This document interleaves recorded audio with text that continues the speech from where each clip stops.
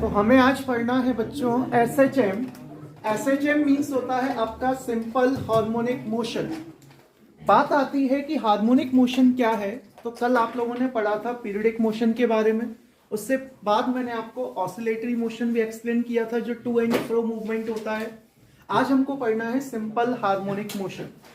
Simple harmonic motion, किसी भी motion को हम सिंपल हार्मोनिक मोशन कहेंगे, उसके लिए कुछ कंडीशंस हैं, जिसमें सबसे पहला कंडीशन है कि जो एक्सेलरेशन होगा, जिस किसी बॉडी में सिंपल हार्मोनिक मोशन हो रहा है, उसका जो एक्सेलरेशन होगा वो एक्सेलरेशन डायरेक्टली प्रोपोर्शनल होता है negative of displacement.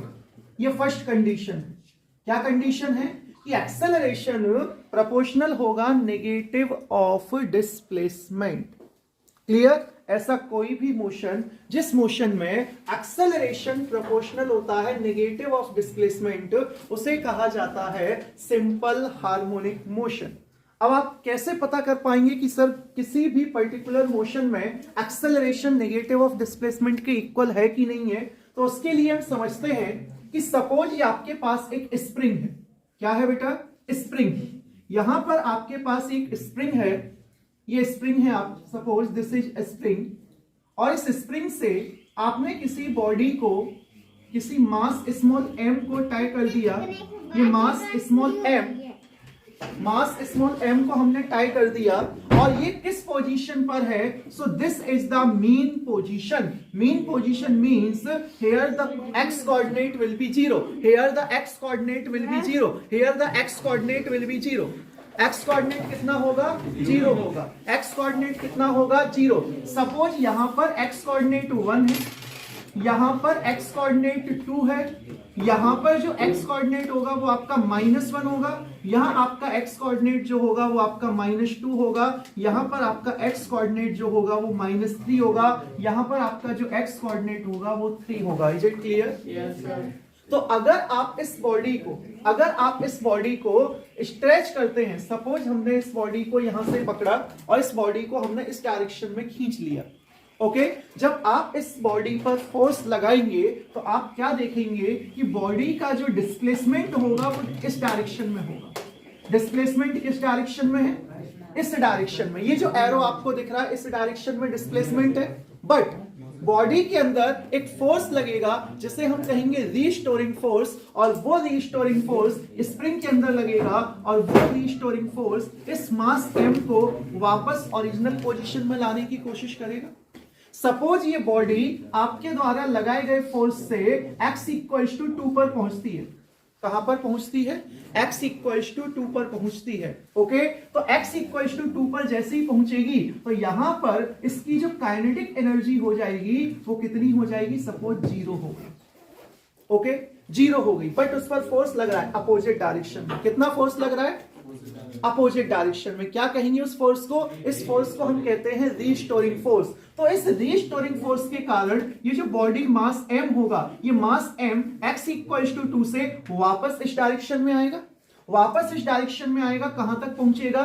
x equals to 0 पर। और x इक्वल्स टू 0 जिसे हम मीन पोजीशन कहते हैं, यहां पर अगेन इसकी काइनेटिक एनर्जी कैसी हो जाएगी? मैक्सिमम हो जाएगी। काइनेटिक एनर्जी कैसी होगी? मैक्सिमम होगी। तो क्या ये बॉडी यहां पर आकर रुक जाएगी? क्या ये मास यहां पर आकर रुक जाएगा? तो इसका आंसर मिलेगा कि नहीं रुकेगा, बल्कि वो अपोजिट डायरेक्शन में ट्रेवल करेगा। तो अब जब बॉडी इस डायरेक्शन में डिस्प्लेस होगी, इन दिस डायरेक्शन, तो अब आप बताइएगा रिस्टोरिंग फोर्स किस डायरेक्शन में लगेगा? रिस्टोरिंग फोर्स अब इसको इस डायरेक्शन में लाने की कोशिश करेगा। यस और नो? ठीक है, तो अगर बॉडी का motion along plus x axis है, तो रिस्टोरिंग फोर्स उसको माइनस एक्स एक्सिस यानी कि मीन पोजीशन की तरफ लाने की कोशिश करेगा। और अगर बॉडी का डिस्प्लेसमेंट, बॉडी का मोशन माइनस एक्स एक्सिस के अलोंग है, तो वो उसको वापस मीन पोजीशन पर लाने की कोशिश करेगा। मींस रिस्टोरिंग फोर्स अगर आप देखें तो F इक्वल्स टू माइनस के एक्स होता है। F equals to minus kx, where k is spring constant या force constant। k को क्या कहते हैं बेटा? force constant, या फिर इसी को हम कहते हैं spring constant। So this will be the restoring force which acts on the spring when it is stretched by a force। तो आपने इसको स्ट्रेच किया, सबसे पहले प्लस एक्स एक्सिस के अलोंग स्ट्रेच किया, रिस्टोरिंग फोर्स उसको मीन पोजीशन पर ला रहा है, फिर आपने माइनस एक्स एक्सिस के अलोंग स्ट्रेच किया, रिस्टोरिंग फोर्स उसको मीन पोजीशन पर ला रहा है, और बॉडी इस तरीके से क्या करेगी, एक ऑसिलेटरी मोशन करेगी। ये जो मोशन होगा, this direction, then this direction, again this direction and this direction, तो ऐसा मोशन हम क्या कहेंगे, एसएचएम कहेंगे। क्या कहेंगे इस मोशन को, एसएचएम कहेंगे। जो आपका यूनिफॉर्म सर्कुलर मोशन होता है, uniform circular motion is also the example of SHM, means simple harmonic motion. UCM simple harmonic motion का एग्जाम्पल है। आइएगा देखते हैं किस प्रकार से। तो सपोज ये एक सर्कुलर पाथ है, ये कैसा पाथ है, सर्कुलर पाथ है। ओके, बहुत ध्यान से समझेंगे।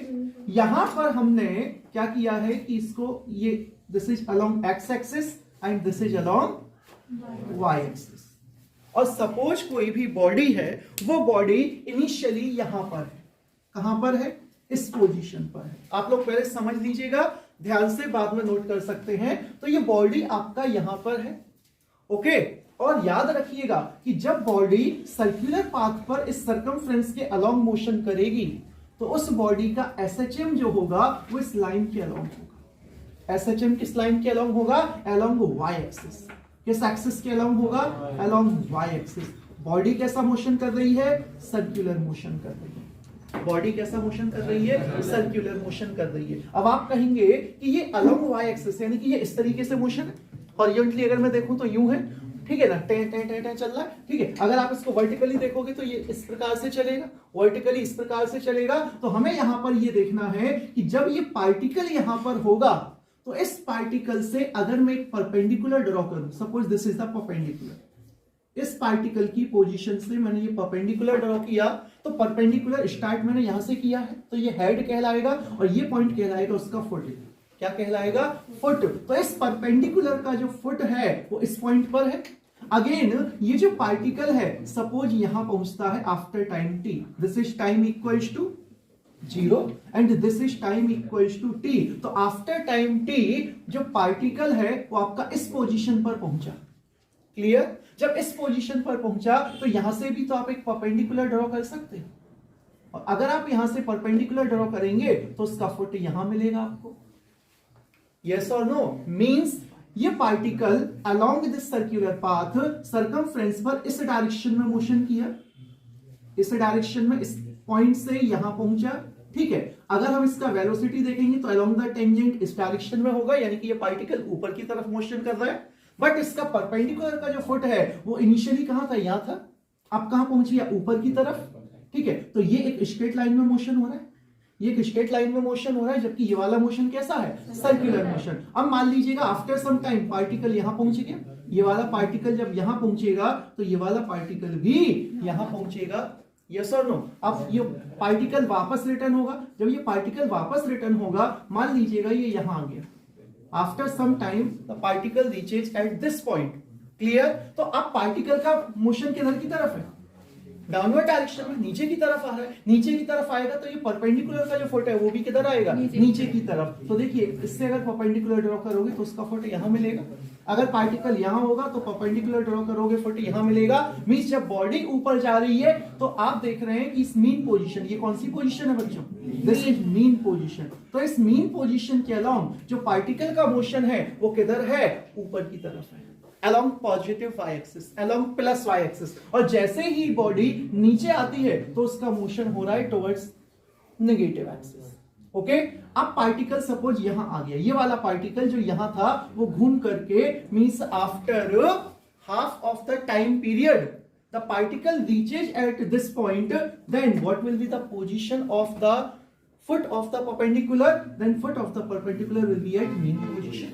यानी कि वो वापस कहां जाएगा, मीन पोजीशन पर। अब पार्टिकल अगर यहां पहुंच गया, ये वाला पार्टिकल घूम करके यहां पहुंच गया, यहां पहुंचेगा तो परपेंडिकुलर ड्रॉ करोगे, उसका फुट यहां आएगा, यानी कि अब वो इस डायरेक्शन में है। पार्टिकल और घूम के मान लो यहां गया, इसका परपेंडिकुलर ड्रॉ करोगे तो उसका फुट यहां आएगा। यानी कि जैसे जैसे पार्टिकल ऊपर जाएगा ये ऊपर की तरफ मोशन करेगा इसका फुट, और अगर नीचे आएगा तो जो परपेंडिकुलर ड्रॉ करेंगे उसका फुट नीचे की तरफ मोशन करेगा। यानी कि जो फुट आप ड्रॉ कर रहे हैं उनका मूवमेंट तो इसी प्रकार से हुआ, इनका मूवमेंट तो एसएचएम ही हुआ। यस और no?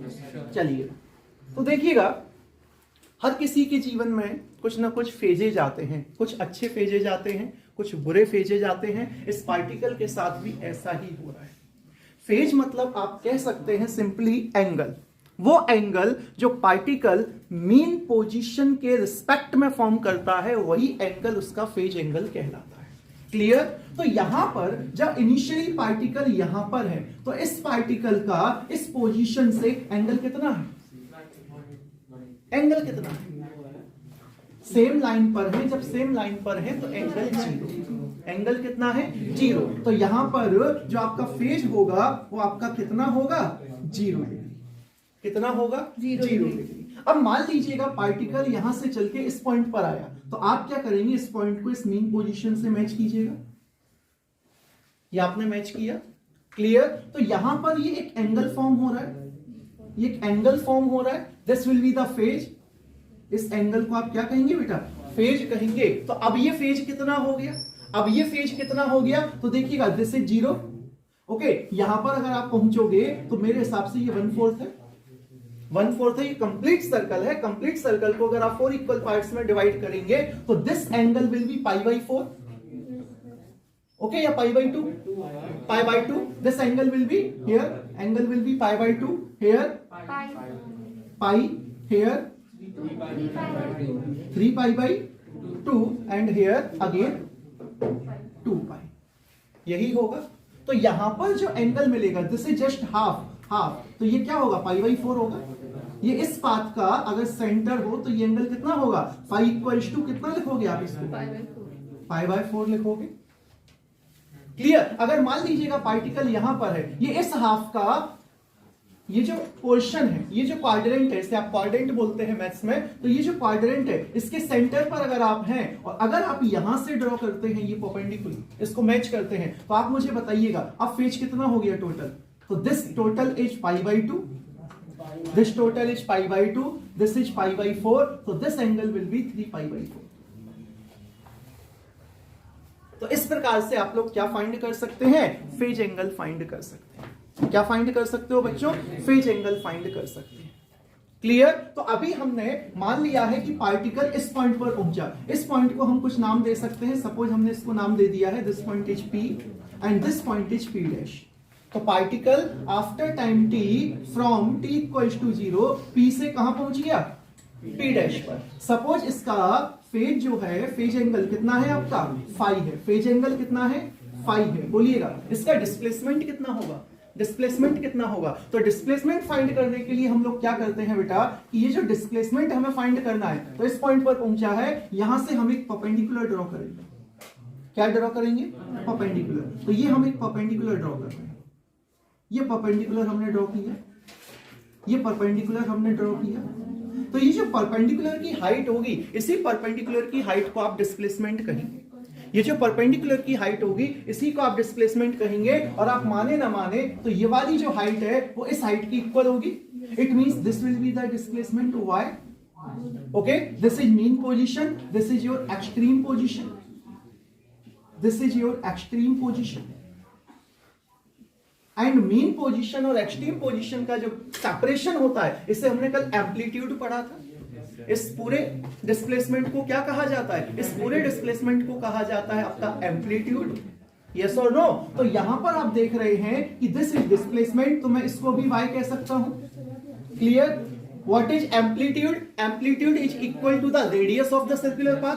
Amplitude will be equal to the radius of the circular path. तो अगर ये पॉइंट O है, तो O से लेकर P' तक का ये जो डिस्टेंस होगा, क्या ये रेडियस नहीं है? yes, क्या ये रेडियस नहीं है? और आप देख रहे हैं कि आपके पास एक राइट एंगल ट्रायंगल फॉर्म हो गया O P', और आप इसको नाम दे दीजिएगा। सपोज आपने इसको नाम दे दिया M, this point is M, तो OM P', this is a right angle triangle. OM P' is a right angle triangle. So you can write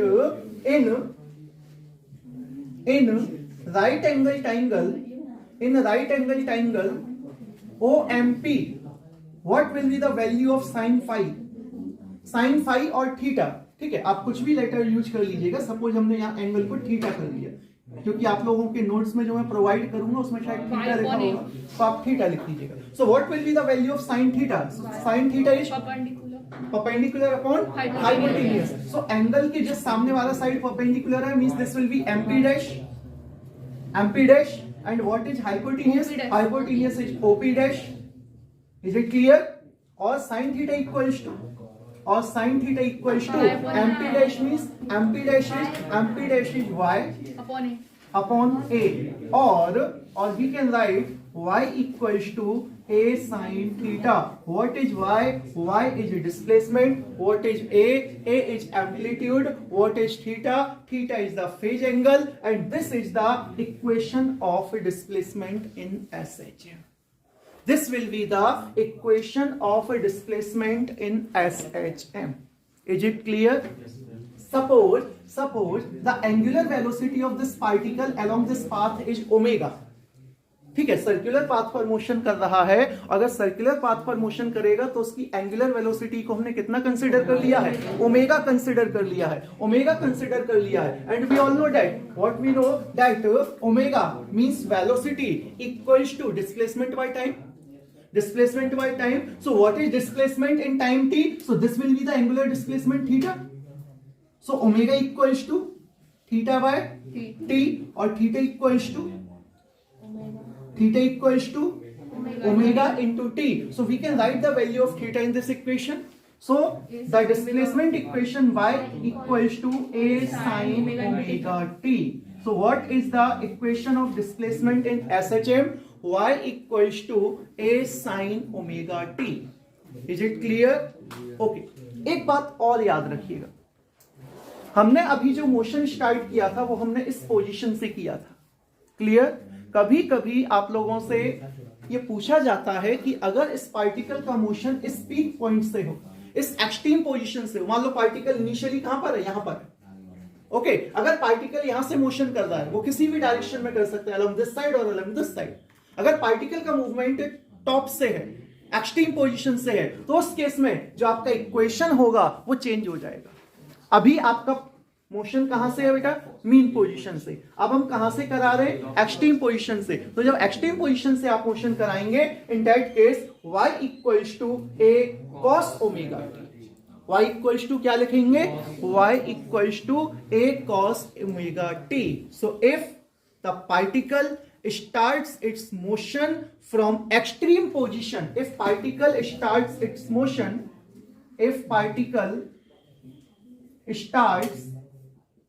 SHM from extreme position,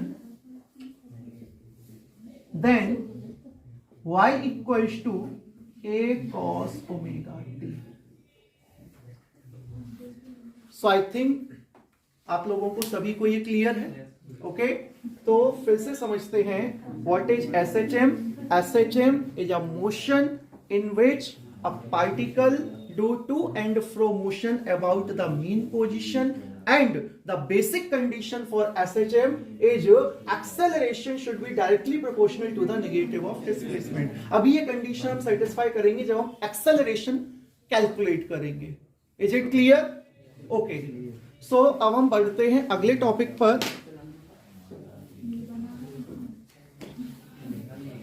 so next topic is velocity, equation of velocity. So you can write new equation velocity.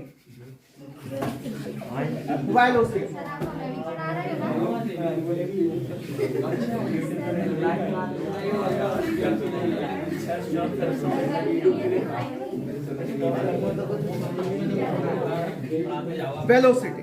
So what is velocity? So velocity in SHM. Velocity in SHM.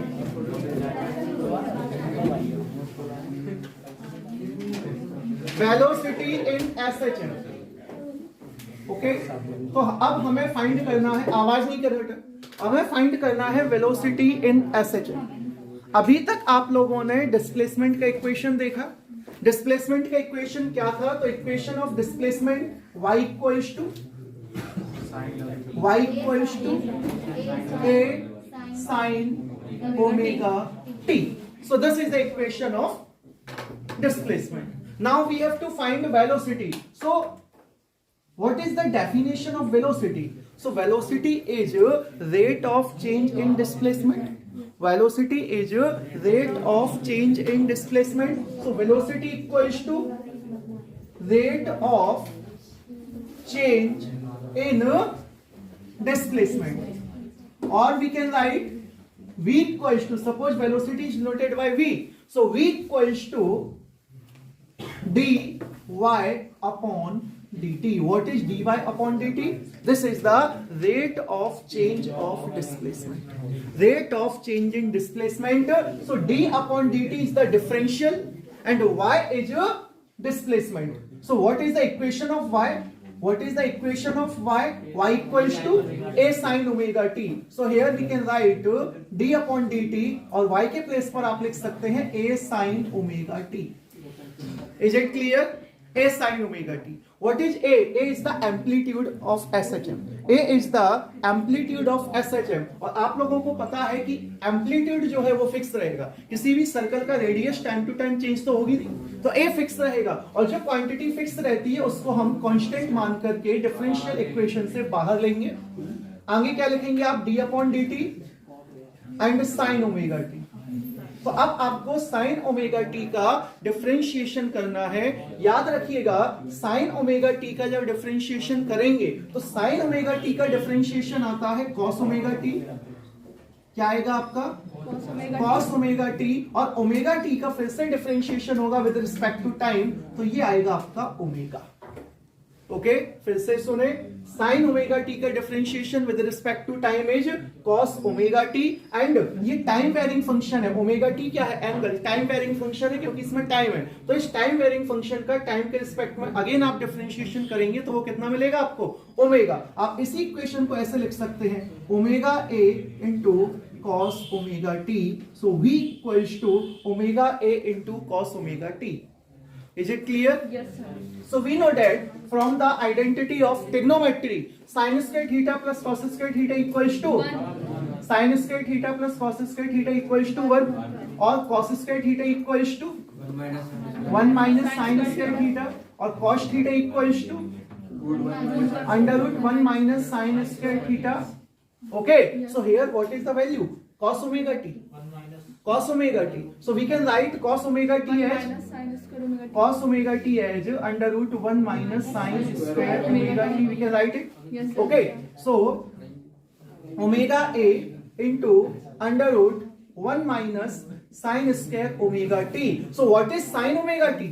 What is sin omega t? Sin omega t is y upon a. Sin omega t is y upon a और sin square omega t will be y upon a whole square. Sin square omega t will be y upon a whole square. So omega a under root 1 minus y by a. देखिएगा sin omega t का value कितना होगा? आपसे a को upon में ले जाएंगे, y upon a आएगा. लेकिन आपको क्या चाहिए? sin स्क्वायर चाहिए. तो आप इस वैल्यू को क्या कर देंगे बेटा? स्क्वायर कर देंगे. क्या कर देंगे? स्क्वायर कर देंगे. क्या कर देंगे? स्क्वायर कर देंगे. तो आपके पास रिजल्ट क्या बचेगा? ओमेगा ए इंटू सॉल्व करेंगे तो A square minus Y square divided by A square. इस ए स्क्वायर को अगर आप अंडर रूट से बाहर लेंगे ए बचेगा. अंडर रूट से बाहर लेंगे इस ए स्क्वायर को, ए बचेगा. उस ए से ये वाला ए कैंसिल होगा तो आपका जो फाइनल रिजल्ट बचेगा वो क्या आएगा? So v equals to omega a upon a into under root a square minus Y square. Clear? So we can cancel here a from a. So v equals to omega under root a square minus y square. This is the equation of velocity in SHM. ये SHM में किसका equation है? Velocity का equation है. This is the equation of velocity in SHM. This is the equation of velocity in SHM. अब आपको याद क्या रखना है वो चीज सुन लीजिएगा. आपको क्या याद रखना है वो बात सुन लीजिएगा थोड़ा. आप लोगों को क्या याद रखना है वो चीज सुनिएगा. 1 minute.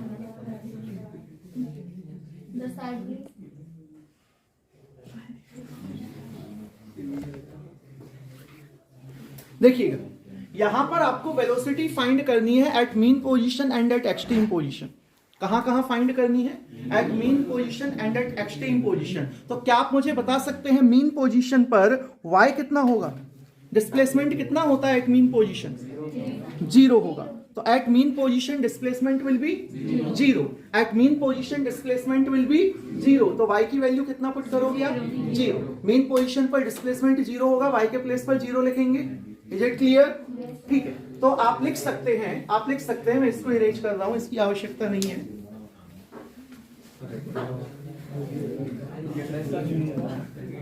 So please keep silence.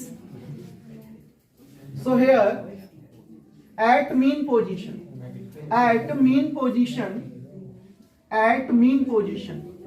the displacement will be 0।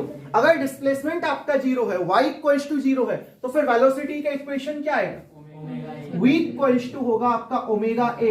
और आपको याद होगा कि कल हमने पढ़ा था कि मीन पोजीशन पर वेलोसिटी मैक्सिमम हुआ करती है and omega a will be the maximum velocity in SHF.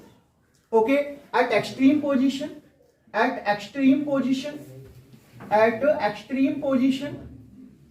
y equals to extreme position पर डिस्प्लेसमेंट किसके इक्वल होगा? a के इक्वल होगा, एम्पलीट्यूड के इक्वल होगा। एक्सट्रीम पोजीशन पर मैक्सिमम हाइट पर पहुंच गया, a के इक्वल। और y इक्वल्स टू a लिखेंगे अगर आप, तो a square minus a square will be 0। Therefore velocity will be 0। और ये वेलोसिटी कैसा होगा? मिनिमम। तो आपको याद रखना है कि वेलोसिटी की मैक्सिमम वैल्यू आपको कहां मिलेगी? मीन पोजीशन पर। और वेलोसिटी की मिनिमम वैल्यू कहां मिलेगी? एक्सट्रीम पोजीशन पर। और काइनेटिक एनर्जी वेलोसिटी के स्क्वायर के प्रोपोर्शनल होती है, तो kinetic energy will be maximum at mean position. तो maximum kinetic energy at mean position and minimum kinetic energy at extreme position. शाबाश, एट एक्सट्रीम।